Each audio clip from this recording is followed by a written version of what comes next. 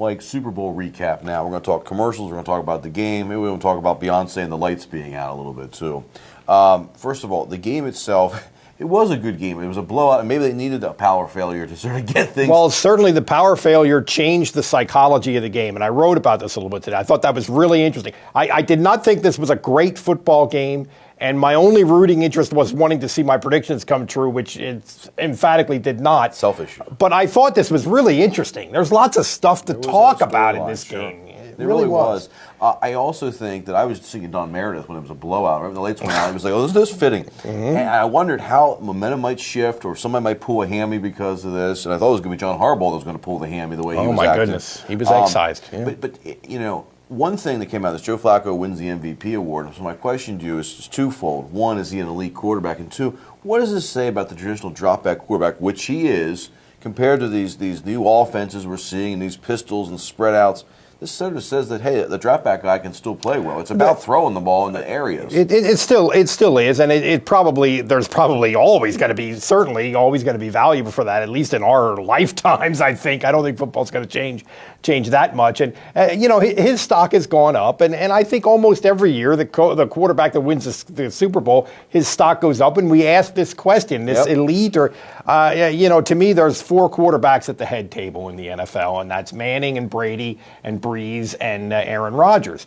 And I think Flacco might now be at the next table with Eli and Ben Roethlisberger, and I would put Matt Ryan there. Arguably, we could argue about who's there, but so I don't know if that means he's elite or not. It depends on how you define elite, but I don't think he's even close to being at the head table yet. But his stock, he's better than I thought he was. There's no doubt about that, and I give him enormous credit for the way he's played in these big games. I agree with your tables, except I probably wouldn't have Matt Ryan there. He's only won 1 game. He hasn't stepped up enough.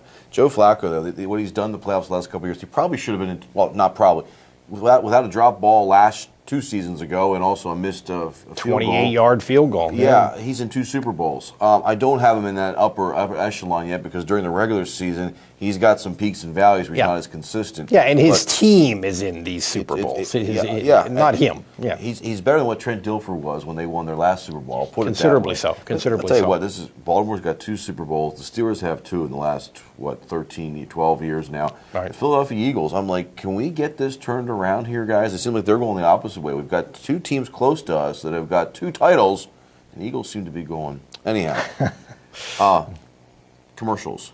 I've got to ask you about some of these commercials. My one thought was it seemed like the ones that we were hearing hyped, we had to wait a long time to see them. At the beginning of this game, I thought the commercials really were. Yeah. Towards the end of the game were all these hyped up commercials, and some of the best commercials were at the end. And the ones that were big with big production values and looked like they were expensive, big blowout commercials, which were always in the first quarter in the past. Sure. You're right. I didn't think too much about this because in my mind, this is.